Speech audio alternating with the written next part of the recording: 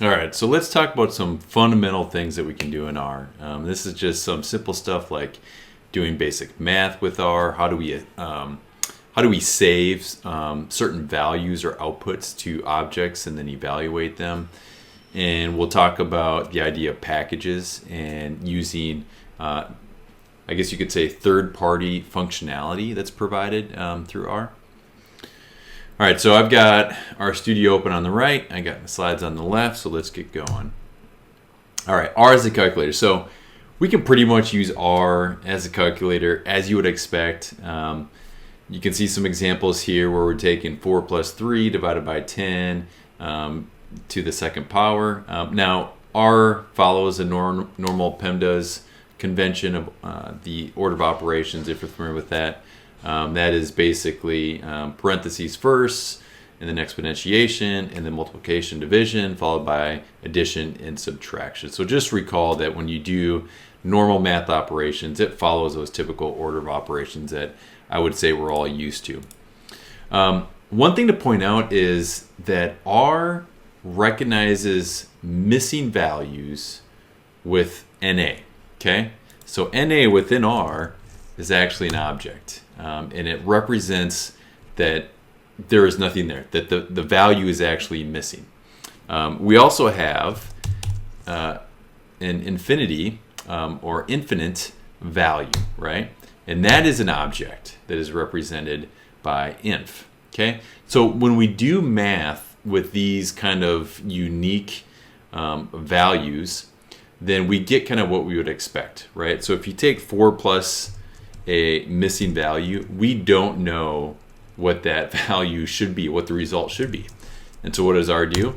It gives us NA in return. Okay. Same with if we take an infinite value and we add 4 to that, right? Then we get basically an infinite value in return. Okay. Now, this is the main thing here is just realize that we have a couple of these unique values, NA, inf, to represent kind of unique instances. We run into missing values a lot, and we'll end up spending a fair amount of time talking about how do we deal with missing values throughout this course. Okay. All right. So doing math is fine and dandy, but we typically want to save the output of the math that we are doing. All right. We'll typically do some analysis. We want to save that, and that may feed into future functionality that we have. So how do we do that? Well, within R, we can basically assign values. There's actually several different ways we can assign an output to an object. Okay. The most common ones are using this symbol right here. Right. So it'd be like saying, let's create an object called X, and we want to assign it the value 5. Okay, and we can do that. And we see now in our global environment, you should see X has the value of 5 pop up. Well, another common way that people do it initially is this, just say the old conventional X equals 5. And you know what? That'll work. That'll work just fine. Actually, let me do X equals 4, and we'll see the value of X change up in our global environment. Okay? That's fine. That will work. That is not idiomatic in R, right? This first example here, this is the idiomatic approach for assigning, right? So you will mainly see examples online, all the help files, all that kind of stuff. It will use that for your assignment operator. It's typical convention within the R community. All right, so once we have created an object, now we can do what's called just evaluate, right? So now that we have an object, we could say, all right, X, and we see that X equals 4. Okay. Now, one thing to realize is that this is case sensitive, right? We can't say capital X and expect to get an output because it'll say, well, object capital X is not found. Okay. So how we assign the names we assign our objects are case sensitive, right? So I could even do more advanced ones. My first object, right? And I could assign that to be, let's say, 5 times 1 divided by 9. All right, so now I have my first object is that value. Okay, we'll talk about the different types of data that we can have within R, but for right now, just realize that this is how we assign basically some output a name, so we can reference that output. Now we can always build on to existing objects. So I've got X in my global environment, right? X is equal to 4. Well, I could say, well, now I want X to be X times 9 divided by 2, right? And now X becomes 18. All right, so pause the video, take a couple minutes, work through this. And this is calculating what we call the economic order quantity model. This is basically a way of modeling out of stock type of objects. And what I want you to do is you're going to calculate what we see here, right? So you need to first assign values to D, K, and H. And then I want you to go ahead and compute the square root of 2 times D times K divided by H. Save that output as Q.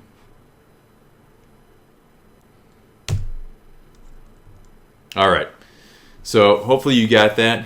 You can see on the slide here the solution where we just assign values 1005 and 0.25 to D, K, and H. And then in order to compute Q, we would take 2 times D times K divided by H, but we'd have to take the square root of that. And so you may have had to Google this, and that was kind of one of the objectives is how do you figure out what the square root function is within R?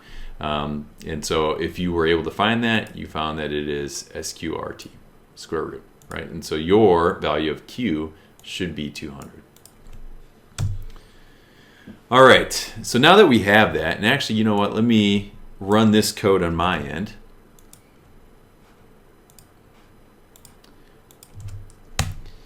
Now, once you've done that, you see that we now have 4 different objects in our global environment, okay? We have D, H, K, and Q. We can always list what's in our global environment with this ls function, and we see we get returned the names of the different objects. If we want to clean up our global environment, like lots of times when we do a whole bunch of analysis, we have all kinds of information up there and it gets a little bit cluttered.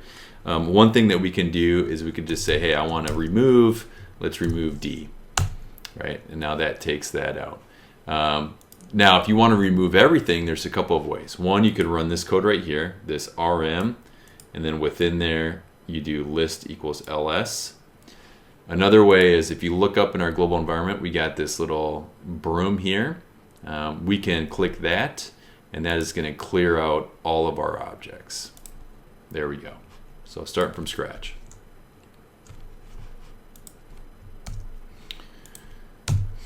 All right, so let's talk about packages now. So within base R, like when you installed R, you got some baseline functionality. There's some functions that are built into R. You've already experienced like the functions of adding, subtracting, also the square root function. That's all built into R.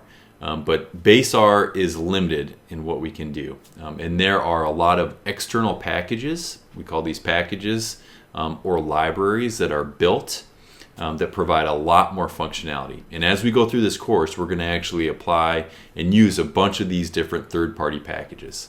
And they're often built in a way that just makes our lives easier to do. So it's basically somebody ran into some complications in doing some kind of functionality in base R. They created new functionality that simplifies that, and now they have hosted that capability in a package which we can install on our computer and apply. Now, packages can be located in a few different places. The most common is on CRAN, right? So if I actually go, let me go to CRAN here.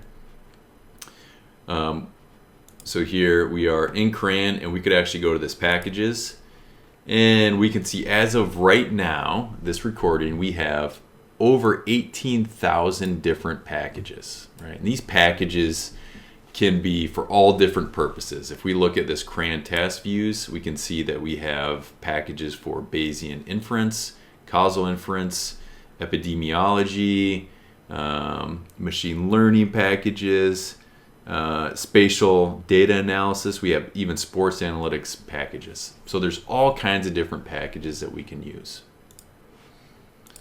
right? You will also find packages on what's called Bioconductor. These are geared much more towards kind of like the health sciences. So they host a lot of packages. And then often we get them off of GitHub as well. But vast majority of the package we'll be using are all hosted on CRAN. All right, so how do we actually install these packages? Well, we use a function called install.packages, and then we just, in quotes, put the package name that we want to install. For example, here's an actual example of a package called DevTools. If you wanted to install DevTools, you could by doing this. On my end, let me go ahead, and I'm going to go ahead and install a package called tidyr, which we will use later on in this class. And you'll see that it'll connect with CRAN, and then it'll start downloading and installing. And now it said that the binary has been downloaded and we're ready to go. Now we could actually use functionality within that package. Well, how do we use that functionality? Because what install packages does is it downloads it onto our computer, or maybe the server that we're working on. But to actually load the functionality of that package so that you can use it in your R session, we have to do one more thing, and that is called this library function. So we would do library tidyr. There's the package I just installed. And when I run that, now I can go ahead and use different functions. For example, tidyr has some pivot functions. When we talk about cleaning up and tidying data, we'll use these pivot longer, pivot wider functions. So these are now all available for my use within this R session. All right, so one thing to keep in mind here is we only install a package one time on our computer. Maybe down the road, if we need to get an updated version, we'd install the package again. But once we've installed it on our computer, we don't need to run this install packages again. We only need to run this library and then the package name every time within an R session we want to use that package. All right, so hit pause on this video and go ahead. I want you to download the Tidyverse and the NYC Flights 13 packages, and then load both of those packages to use in your current R session.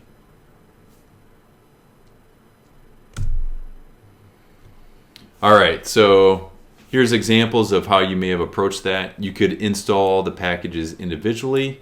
You could also do install packages and then use this C. We'll talk about this here in a later on lesson, but do this. Basically, this is installing both packages within the same function call. And then we would load these packages using library tidyverse and then library NYC Flights 13. Now, like I said, there's a bunch of very useful packages. Here's a link that'll take you to basically, I believe it is an RStudio website that will list a bunch of different packages that are useful, right? Packages to load data, packages to manipulate data, packages to visualize data, and so on. So that's worth kind of checking out and looking through. All right, so we just installed the Tidyverse package. What is the Tidyverse?